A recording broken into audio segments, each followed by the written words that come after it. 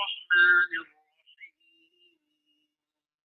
بسم الله الرحمن الرحيم اللہ کے نام سے جو رحمان اور رحیم ہے۔ البقرہ نام اور وجہ تسمیہ۔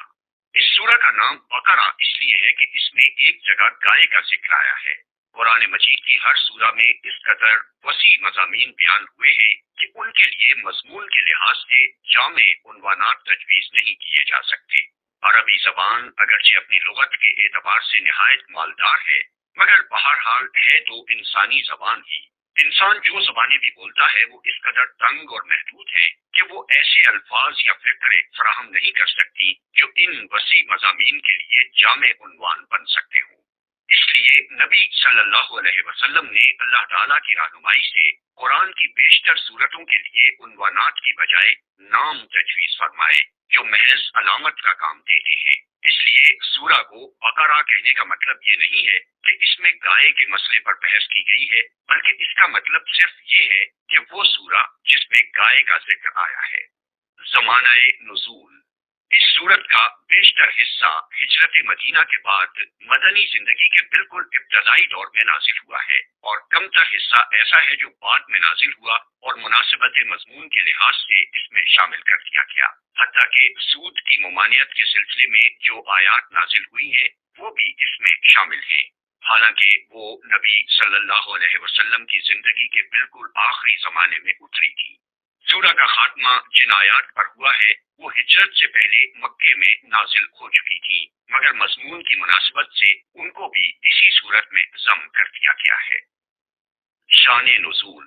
اس صورت کو سمجھنے کے لیے پہلے اس کا تاریخی پس منظر اچھی طرح سمجھ لینا چاہیے۔ ایک، ہجرت سے قبل جب تک مکے میں اسلام کی دعوت دی جاتی رہی، خطاب بیشتر مشرکین عرب سے تھا، جن کے لیے اسلام کی آواز ایک نئی اور غیر مانوس آواز تھی۔ اب ہجرت کے بعد سابقہ یہودیوں سے پیش آیا، جن کی بستیاں مدینے سے بالکل متصل ہی واقع تھیں۔ یہ لوگ توحید، رسالت، وحی، آخرت اور ملائکہ کے قائل تھے، اس ضابطۂ شرعی کو تسلیم کرتے تھے جو خدا کی طرف سے ان کے نبی موسیٰ علیہ السلام پر نازل ہوا تھا، اور اصولاً ان کا دین وہی اسلام تھا جس کی تعلیم حضرت محمد صلی اللہ علیہ وسلم دے رہے تھے۔ لیکن صدیوں کے مسلسل انحطاط نے ان کو اصل دین سے بہت دور ہٹا دیا تھا۔ اس وقت حضرت موسیٰ کو گزرے ہوئے تقریباً 19 صدیاں گزر چکی تھیں۔ اسرائیلی تاریخ کے حساب سے حضرت موسیٰ علیہ السلام نے 1272 قبل مسیح میں وفات پائی، اور نبی صلی اللہ علیہ وسلم 610 بعد مسیح میں منصب نبوت پر سرفراز ہوئے۔ ان کے عقائد میں بہت سے غیر اسلامی عناصر کی آمیزش ہو گئی تھی جن کے لیے تورات میں کوئی سند موجود نہ تھی۔ ان کی عملی زندگی میں بکثرت ایسے رسوم اور طریقے رواج پا گئے تھے جو اصل دین میں نہ تھے اور جن کے لیے تورات میں کوئی ثبوت نہ تھا۔ خود تورات کو انہوں نے انسانی کلام کے اندر خلط ملط کر دیا تھا، اور خدا کا کلام جس حد تک لفظاً یا معناً محفوظ تھا اس کو بھی انہوں نے اپنی منمانی تعویلوں اور تفسیروں سے مسخ کر رکھا تھا۔ دین کی حقیقی روح ان میں سے نکل چکی تھی، اور ظاہری مذہبیت کا محض ایک بے جان ڈھانچہ باقی تھا جس کو وہ سینے سے لگائے ہوئے تھے۔ ان کے علماء اور مشائخ، ان کے سرداران قوم اور ان کے عوام سب کی اعتقادی، اخلاقی اور عملی حالت بگڑ گئی تھی، اور اپنے اس بگاڑ سے ان کو ایسی محبت تھی کہ وہ کسی اصلاح کو قبول کرنے پر تیار نہ ہوتے تھے۔ صدیوں سے مسلسل ایسا ہو رہا تھا کہ جب کوئی اللہ کا بندہ انہیں دین کا سیدھا راستہ بتانے آتا تو وہ اسے اپنا سب سے بڑا دشمن سمجھتے اور ہر ممکن طریقے سے کوشش کرتے تھے کہ وہ کسی طرح اصلاح میں کامیاب نہ ہو سکے۔ یہ لوگ حقیقت میں بگڑے ہوئے مسلمان تھے جن کے ہاں بدعتوں اور تحریفوں، موشگافیوں اور فرقہ بندیوں، گستاخاں گیری اور مغز افغانی، خدا فراموشی اور دنیا پرستی کی بدولت انحطاط اس حد کو پہنچ چکا تھا کہ وہ اپنا اصل نام مسلم تک بھول گئے تھے، محض یہودی بن کر رہ گئے تھے، اور اللہ کے دین کو انہوں نے محض نسل اسرائیل کی آبائی وراثت بنا کر رکھ دیا تھا۔ بس جب نبی صلی اللہ علیہ وسلم مدینہ پہنچے تو اللہ تعالیٰ نے آپ کو ہدایت فرمائی کہ ان کو اصل دین کی طرف دعوت دیں۔ چنانچہ سورہ بقرہ کے ابتدائی 15-16 رکوع اسی دعوت پر مشتمل ہیں۔ ان میں یہودیوں کی تاریخ اور ان کی اخلاقی و مذہبی حالت پر جس طرح تنقید کی گئی ہے، اور جس طرح ان کے بگڑے ہوئے مذہب و اخلاق کی نمایاں خصوصیات کے مقابلے میں حقیقی دین کے اصول پہلو بپہلو پیش کیے گئے ہیں، اس سے یہ بات بالکل آئینے کی طرح واضح ہو جاتی ہے کہ ایک پیغمبر کی امت کے بگاڑ کی نوعیت کیا ہوتی ہے۔ رسمی دینداری کے مقابلے میں حقیقی دینداری کس چیز کا نام ہے، دین حق کے بنیادی اصول کیا ہیں، اور خدا کی نگاہ میں اصل اہمیت کن چیزوں کی ہے۔ تو مدینہ پہنچ کر اسلامی دعوت ایک نئے مرحلے میں داخل ہو چکی تھی۔ مکہ میں تو معاملہ صرف اصول دین کی تبلیغ اور دین قبول کرنے والوں کی اخلاقی تربیت تک محدود تھا، مگر جب ہجرت کے بعد عرب کے مختلف قبائل کے وہ سب لوگ جو اسلام قبول کر چکے تھے ہر طرف سے سمٹ کر ایک جگہ جمع ہونے لگے اور انصار کی مدد سے ایک چھوٹی سی اسلامی ریاست کی بنیاد پڑ گئی، تو اللہ تعالیٰ نے تمدن، معاشرت، معیشت، قانون اور سیاست کے متعلق بھی اصولی ہدایات دینی شروع کی، اور یہ بتایا کہ اسلام کی اساس پر یہ نیا نظام زندگی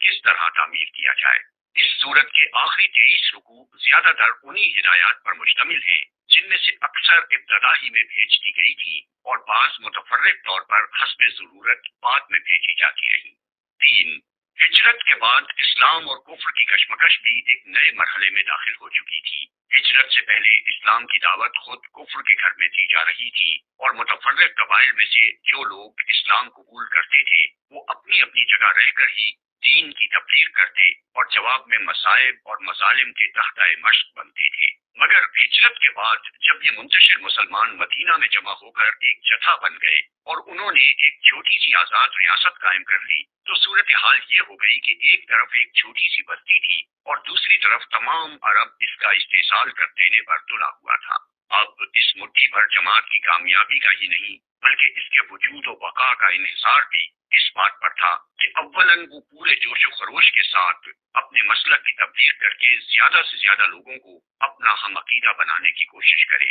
ثانیاً وہ مخالفین کا برسر باطل ہونا اس طرح ثابت و مبرہن کرتے کہ کسی سی عقل انسان کو اس میں شبہ نہ رہے،